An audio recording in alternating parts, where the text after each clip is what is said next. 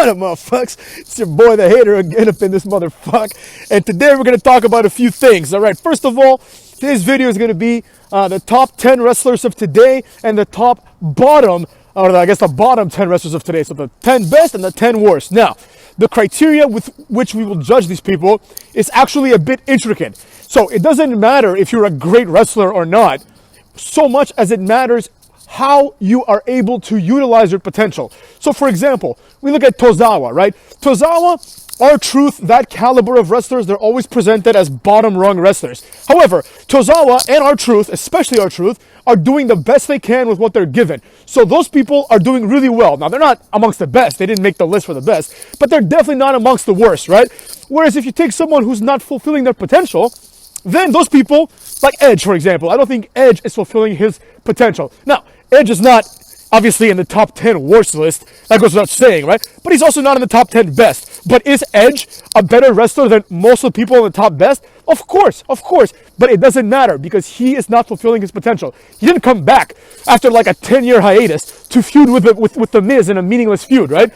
For The Miz, it's a huge step up. For Edge, it's a huge step down, right? Now, who knows? WrestleMania's around the corner. Maybe Edge will do something. But the facts are what the facts are. He comes back, has like 4 matches in 2 years. And let's be honest, no one really cares about him. So, without further ado, let's get this list started. Starting with the top 10 best. Now, I will sprinkle some knowledge on you motherfucks here and there. So pay close attention. Coming in at number 10, top wrestler today, Hook, motherfucks. That's right. The haters doubling down. I don't give a rat's ass if people agree with me or not. It's as simple as that. The hater respects everyone's opinions except for, Technical Worker Productions and that idiot fan that they send to my page. There's a guy on my page. He left a comment and he made a fake profile called the Fillator, which is what those two nerds call me, right? This was one of the greatest achievements of my life. That guy doesn't understand that one of my greatest hopes was that when I started a YouTube channel, that someone would do something like that. That someone would go out of their way to make a fake account parodying me. Accomplishment checked, motherfucks. You dumb motherfucker. You thought you'd piss me off. You've made me happier than you can ever imagine. So, I'm doubling down on Hook, and here's why, all right? A lot of people didn't get what I was saying. Some of you did, of course, but a lot of people didn't get it. I'm not saying that Hook is the next Cena. As a matter of fact, I specifically said, Hook's not going to be the next Cena, motherfucks. But believe you me when I tell you this, Hook is going to have a successful career. Now, has the hater been wrong yet? Not yet, motherfucks. Not yet. When all the smarks and the anti-smarks were all saying, Karrion Kross is going to be great. I said it first, and I said it only. I said this guy sucks ass, and he's out of the door very soon. And what happened? Who was right and who was wrong? I was right, and virtually everyone else was wrong. Just like this time, motherfucks. You wait and see. As a matter of fact, let's compare in 10 years, Hook's career to the entirety of Karrion Kross's career. Hook will have achieved more in the next 10 years than Karrion Kross will ever achieve in wrestling. And here's why. Hook is something different. The smarks, a lot of them aren't very smart. The anti-smarks, a lot of them are also not very smart. And they do not have the requisite abilities to pinpoint what they want to see. Think about the wrestlers that are good on their face. I mentioned R-Truth a second ago, right? Why is R-Truth great? Everyone likes R-Truth. The reason why he's great is because he stands out. He is different, right? He looks amazing. He's in great shape, right? He's always he never lets himself go. He has cool moves. He has charisma. He has a good gimmick. Same thing with Hook. He's a small guy. That's right. I said he's handsome. People were like, oh, you said he's handsome. Yeah, I did. So what, motherfucks? He was saying I didn't say I want to fuck him. Relax there. Relax there with the connections. That he is a handsome guy, and that has value in this business. People that don't see this, that's why they think Karrion Kross is going to be a star. Karrion Kross looks like shit. And they're like, oh, he looks great. No, he doesn't. No, he doesn't. He's barely in shape. He's not the most handsome of dudes. You need people that you can market. You need people that can go ahead and be marketed as mainstream stars. Think about every wrestling star ever except for maybe Stone Cold. All of them are handsome dudes. And Stone Cold, his appeal to the opposite sex comes in the form of being a badass and being super masculine. Hook has some of those same qualities. Not the ones that Stone Cold has, but he has the qualities required to be a star. One of those things is he's a handsome guy. The other thing is he stands out. He stands out because he's skinny and small, but doesn't wrestle like a skinny and small guy. Compare that, let's say, to Karrion Kross, who's supposedly big and strong, but doesn't wrestle like a big and strong guy. He wrestles like Samoa Joe. He wrestles like Taz, who is small and strong, but it's not as effective because we've seen a big guy do backdrop suplexes, right? We've seen that a million times. Nobody wants to see that shit. right? But we haven't seen a small guy throwing around bigger motherfuckers and choking them out. That's badass. That's the one thing that a lot of anti-smarks are missing, maybe because of their life choices. But they have no idea how to differentiate badass from lame. You know what I'm saying? To me, when I see Karrion Kross, I'm like, this guy sucks. There's nothing about him that's appealing. When I see Hook, I think this guy's got potential. And someone, I forget who it was, but one of the people in my comments who actually got it made the point, and he said, well, he's better than Dominic Mysterio. That's the first metric we must use to compare him. As I did in my last video, I compared him to Brock Anderson. You can't compare Hook to like Brian Cage. Obviously, Brian Cage is bigger and stronger and more believable. You have to compare him to the nepotism people, right? He's not Randy Orton either. No one's saying he's Randy Orton. But he's going to have a better career than the majority of wrestlers who are the sons of other wrestlers.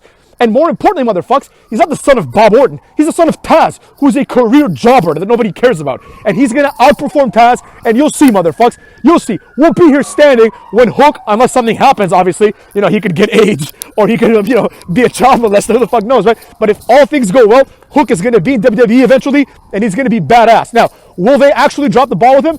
I could see it happening. Only because WWE has this fascination about second-generation wrestlers. So they might give him like a Taz gimmick, which would not fit him very well. A better gimmick would be what he currently has, which is this young kid who's badass. The whole idea is that he's this young guy that'll fuck you up. He's not afraid of you.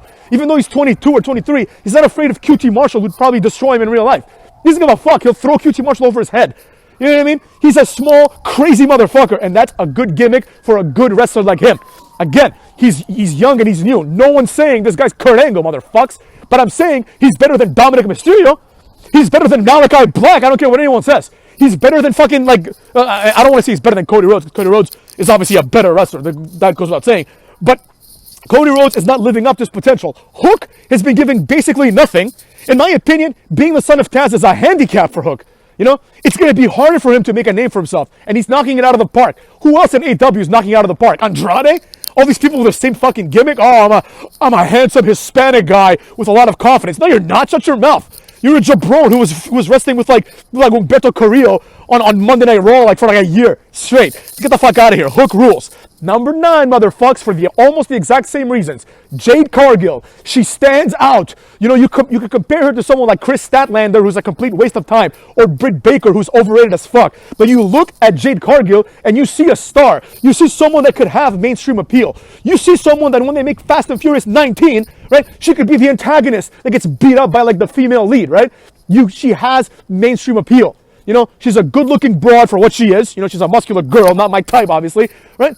But she is good-looking in the sense that she has a pretty face, and she's jacked. She's like a China, but more appealing in many ways, right? And just the fact that she's so jacked makes her very awesome, you know, and makes her stand out, especially in AEW, where it's a bunch of tiny, tiny broads or overweight broads. She actually stands out, and that's why she's probably my favorite wrestler right now when it comes to female wrestlers. I mean, unless you count Lita if she comes back, because obviously Lita's better. She's more attractive and all that other shit, but it is what it is. Reason number 8, person number 8, Hobbs. Will Hobbs, Powerhouse Hobbs, motherfucks. Powerhouse Hobbs, it's an unfortunate situation with him. He is living up to his potential, right? Because that's his potential. But he's not getting enough screen time, which is different than living up to your potential. He's not being featured as prominently as he should be, but I have a feeling that's going to change soon. Team Taz is due for a push. They need to do something, right? Ricky Starks too. But Powerhouse Hobbs is a guy who does awesome moves. He's a guy that has made something out of himself, but after being some random jabron in like the Battle Royal, right? He has gotten himself a career, and he has gotten himself some fans, including your boy, motherfucks. Powerhouse Hobbs rules. His appearance, his look, his badassery, it fits, motherfucks. Next up at number 7, we have Roman Reigns. I know, everyone might expect Roman Reigns to be here at number 1, but he's not. And I'll tell you why he's not, motherfucks. Roman Reigns has not lived up to the hype. It's really that simple. If Roman Reigns was the big star that we're supposed to believe he is, the ratings wouldn't be as low as they are. Roman Reigns has been given everything that someone can be given in order to succeed. The longest title reign, feuds with important people, etc., motherfucks. But he is just not a draw. And I can tell you why he's not a draw. A lot of people are like, oh, wrestling's just going downhill. No, Roman Reigns is not a draw because Roman Reigns is boring, motherfucks. Let's be honest, you know? He's doing a good job as champion. by WWE standards of today. But he's not this mainstream force. He's not this clever guy. He's not a good promo, you know? His promos are like, oh, the family is gonna eat, and I'm the head of the table. Like, he's milked that shit dry already, you know? He's not, you know, no one looks forward to Roman Reigns being on the mic like they did for Stone Cold, The Rock, Christian, Chris Jericho, Bubba Ray Dudley even, right? Nobody looks forward to it. So as far as I'm concerned, Roman Reigns is good, obviously, but he has not lived up to his potential. He is not on the level of John Cena. He's not on the level of these people that became mega stars. At this rate, Roman Reigns is not going to be this acting star. He's not going to be what he wants to be, probably. So he's at number 7, a respectable placement. Number 6, Lashley, motherfuckers. Lashley, obviously I'm a huge fan of Lashley. He has an incredible physique, as we all know. He's strong. He does good moves. He even does moves that like someone like Lashley shouldn't be doing, like a fucking reverse STO. Why is Lashley doing that? He's a big, strong guy. He can just lift the guy and rock bottom him. But no, Lashley's moveset is diverse and interesting and fun to watch. Lashley's great. Now, Lashley, I mean, as far as I'm concerned, they had the opportunity to make him like a megastar and they didn't. But Lashley is still not done yet, you know? Finally, we're seeing in my opinion, the last dream match available in wrestling. Lashley versus Brock Lesnar. It's been a fucking 1,000 years since I've been wanting to see this, and I'm looking forward to motherfucks. Person number 5, Braun Breaker, motherfucks. Braun Breaker is the 5th best. I've been right about this guy as well, but who hasn't? This guy's great, all right? He talks like a mix of Scott Steiner and Rick Steiner. He has their moves, but he does his own shit too. He looks incredible in terms of his physique, and he is young. So the sky is the limit for this guy, and he's an NXT champion. And he has taken the ball and run with it, right? The fact that Tommaso Ciampa beat him in their first match, to me, is preposterous and horrible booking. No one gained anything by him losing to Tommaso Ciampa. The only thing that happened was the story was unfolded that he made one mistake and he was inexperienced. So maybe when he loses the title, they can use the same dumbass excuse. But the facts are what the facts are. Braun Breaker rules. Person number 4, another one that I've been saying for years is good, and people have been telling me he's shit. You know, I remember having conversations with my friends about how, what's it called, Karrion Kross sucks ass, and how this guy is awesome. People were like, no, Karrion Kross is going to be a star. This guy's going to be released. Well, here we are, motherfucks. Coming in at number 4, Cameron Grimes. Yeah, to the moon, motherfucks. Cameron Grimes kicks ass. And here's the proof. Just like every claim that I fucking make on this channel, there is evidence that supports it. It's not some horseshit. Oh, Karrion Kross is great because I like him. It's not none of that garbage that you'd hear from other people. For me, I give you the facts. Cameron Grimes rules. The facts, motherfucks. How many memorable angles has this motherfucker been in since he debuted? This guy is used to try to make stars out of jobbers like LA Knight and Duke Hudson. You know, they go in with him, they do a program with him, and they are exposed for being inferior to Cameron Grimes. Cameron Grimes is charismatic. Cameron Grimes can work a character, and Cameron Grimes has awesome moves. Let's go over it very quickly. Cameron Grimes debuts as his name would suggest, as a grimy motherfucker who is unkempt, long hair, beard. You know, the implications being that he's this guy, doesn't give a fuck, and he'll just beat you up, right? And he wrestles like that. He goes, beats the shit out of somebody, does the cave-in, pins them, and walks away. You know, he's there for business. He's not here to fuck around. Then, eventually, things need to change, right? He's part of the old NXT motherfuckers. He's not part of this NXT 2.0, but he's one of the only ones that has successfully integrated himself into NXT 2.0. Why is that? It's for the reasons that I've been saying for so long. He is someone that Vince would like, and that's why he's someone that I would like, because I see the potential in Cameron Grimes. Cameron Grimes is strong. He can pick up bigger guys. Cameron Grimes has an interesting look, or had an interesting look. Then Cameron Grimes goes into a program for the $1 million title, right? You put him in there and the program becomes memorable.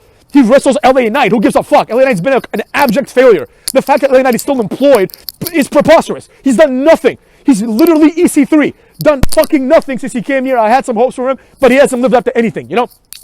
Cameron Grimes, on the other hand, carries that feud, right? Then afterwards, after becoming the $1 million champion, right, he goes through like 2 gimmick changes. First, while he's the $1 million champion, he becomes like a Dogecoin millionaire, right? Successfully taking his to the moon catchphrase and appropriating it to something that is culturally relevant. One of the few instances of this shit happening in the last like 10 fucking years, right? Then, what else does he do? He becomes a guy who is trying to find a girlfriend. That becomes his new character, which leads him to Duke Hudson. He then beats him in poker, becoming a poker player. Not that that's part of his gimmick, right? Beats him there. Duke Hudson shaves him, and he becomes a face. He already was a face, but he becomes like a super face. And basically he says that the reason why he had this shitty appearance was because he wanted to remember where he was from, right? It makes sense. It makes sense. He wanted to remind himself that he was this grimy motherfucker. But now, it's almost like he's been freed from the chains of his appearance. And now he's a different man. And that's why he fucking rules. And now he wants something, and he's going to wrestle Carmelo Hayes. He's going to lose probably, but he should be destroying Carmelo Hayes because he's better than Carmelo Hayes. Cameron Grimes fucking rules. I don't care what anyone says, motherfuckers. Let's see here. Where were we? After Cameron Grimes, number 3, AJ Styles, motherfucks. I don't have to say much about AJ Styles. AJ Styles is probably the best wrestler in the world in terms of his actual abilities. Nobody comes close. And AJ Styles is the counterexample for this WWE limits people's movesets. No, they don't, motherfucks, because AJ Styles does the exact same moves that he's always done. And some of these moves are very dangerous, but he does them anyways. So suck it. He hits it. Number 2, this is a good one, I think. Number 2, the second best wrestler in terms of doing the best with what they're given today is 100% The Miz, motherfuckers. The Miz. Nobody gives Miz the credit that he deserves. The Miz is a legend already. The Miz is someone that every single time they give him shit, he just takes it. He never complains, and he does it and does it and does it. And that's why The Miz is periodically rewarded with a title run, with memorable feuds like with Bad Bunny, with Shane McMahon, with Edge now. There's a reason why The Miz is in this position. He's in almost like a Randy Orton position, but with just fewer titles, right? He's the guy, or like Big Show back in the day, when you'd have like a WrestleMania, and the Big Show match was always something everyone looked forward to. It'd be him versus Akibono, or him versus Mayweather, or something like that, right?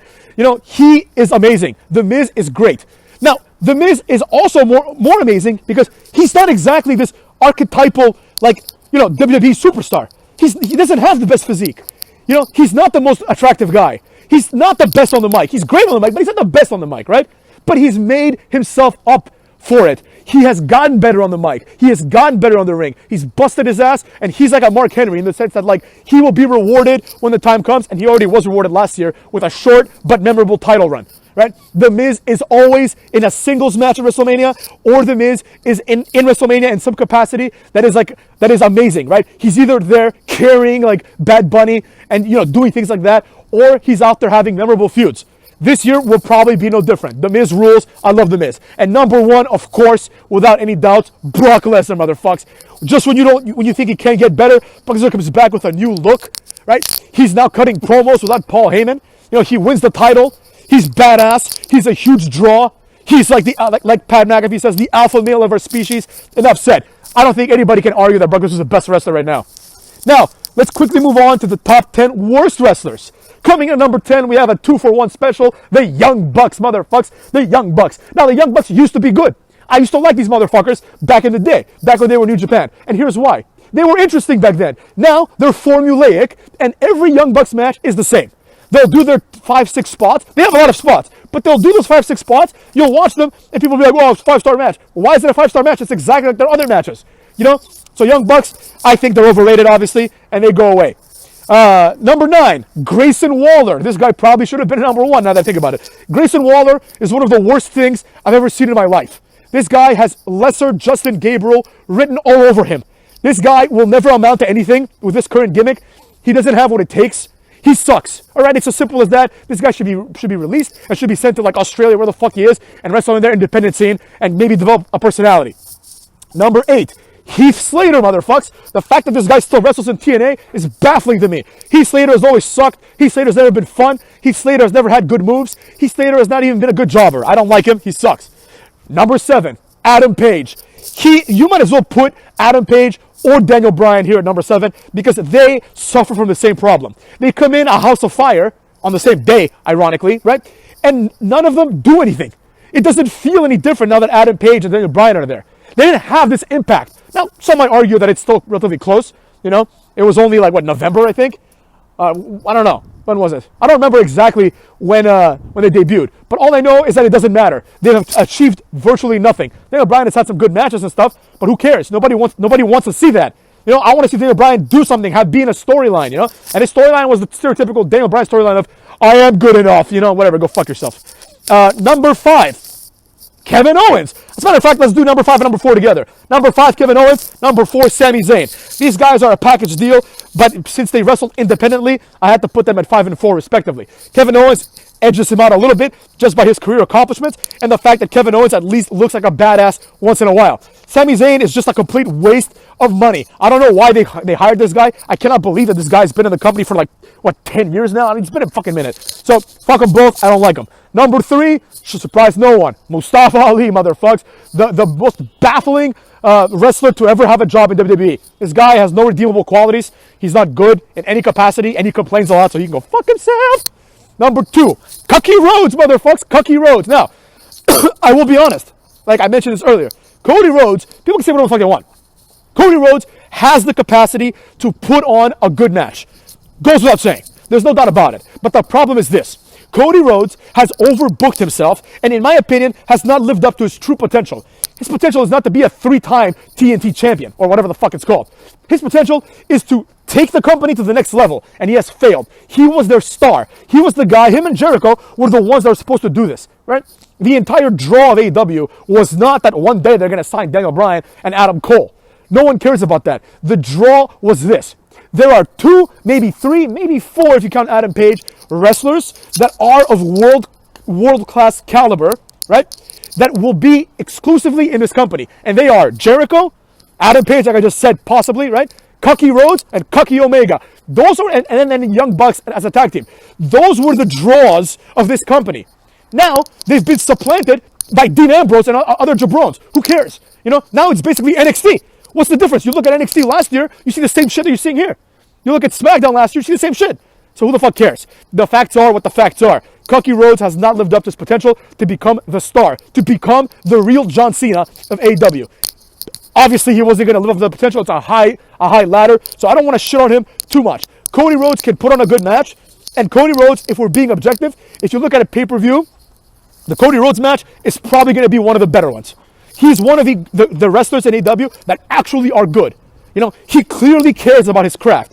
Now, his problems are innumerable in the other side of the equation. Like, he's annoying, he's a cuck, you know what I'm saying? Like, he keeps complaining and bitching and moaning, giving himself too much time on TV. His entrance is like 95 minutes long. He comes out with 19 people. His wife has a job through nepotism, etc., etc. There's a lot of negatives about Cody Rhodes, and that's why he's here at number 2.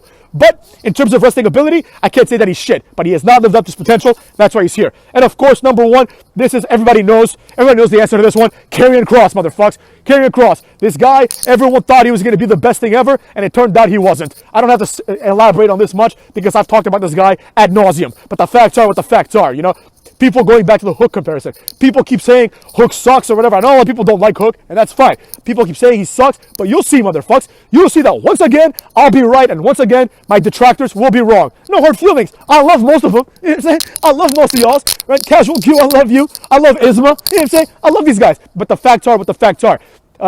Hook is going to have a good career, and he's going to be the opposite of Karrion Kross. And ironically, or perhaps coincidentally, you look at Karrion Kross, and when I first saw him, I was like, all right, this guy's a Taz ripoff. He has a choke submission, and he does, unlike Taz, who did like 19 suplexes, this guy does 1 suplex. He has a forearm, that's it. He doesn't have the charisma of Taz. He doesn't have the appearance of Taz, because Taz is like, he's like Hook, but almost like, Taz is like a horizontal Hook. Right? Taz is like the short, stocky guy that'll throw you over his head, and it's badass. Hook is this lanky guy who will throw you over his head, which might be even more badass, right? Karrion Kross is just a big guy who does 1 suplex and a choke, and just has 1 expression, 0 charisma. I've never seen someone with less charisma in my life as a character. The real guy might be a very charismatic guy. I'm sure the TNA promos he cut were fantastic, right? He had a unique look at some point, right? Then they put him in that dumb skirt. You know, they give him Scarlett Bordeaux. She had absolutely no business being there. She added nothing to his character. And people are like, well, not Hook. Karrion Kross is going to get buried because when he came to Raw, Scarlett wasn't with him.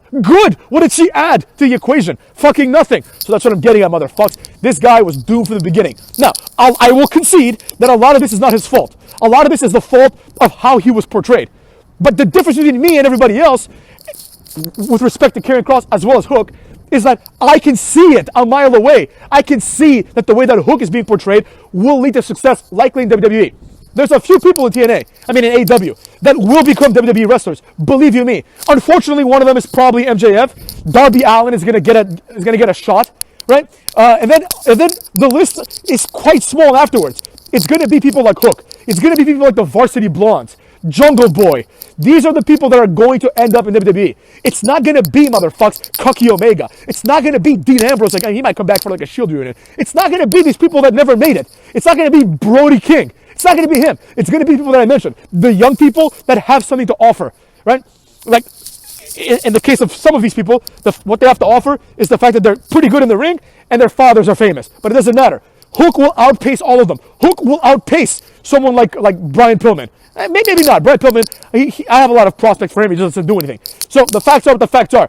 Just like I was able to see that Karrion Kross was going to fail because I don't see how a mainstream person, like I could see how a neckbeard and how a nerd might like a guy who comes out with an hourglass and smashes it and with a girl that just lip syncs a song. I could see how a nerd, I could see how a Star Trek fan, a Star Wars nerd, they might be attracted to this. And like an anime nerd, nothing wrong with anime. But I could see how someone who likes anime might be like, whoa, it's cool.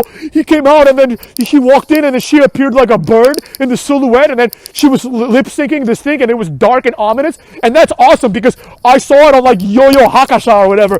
Like I could see how those people could like it. But real ones, real people, real grown men who watch this are like, oh, that's fucking lame as shit. This has Aleister Black, except not as cool, written all over it. And that should tell you a lot. Same thing with Hook, the exact opposite. Hook has a lot of positives going for him. And one of the positives, like I mentioned in the other video, is the fact that he's a smaller guy. Because it's more badass if Rey Mysterio suplexes Big Show than if Big Show suplexes Rey Mysterio. You see what I'm saying? And with that being said, motherfucks, you can all go fuck your mothers!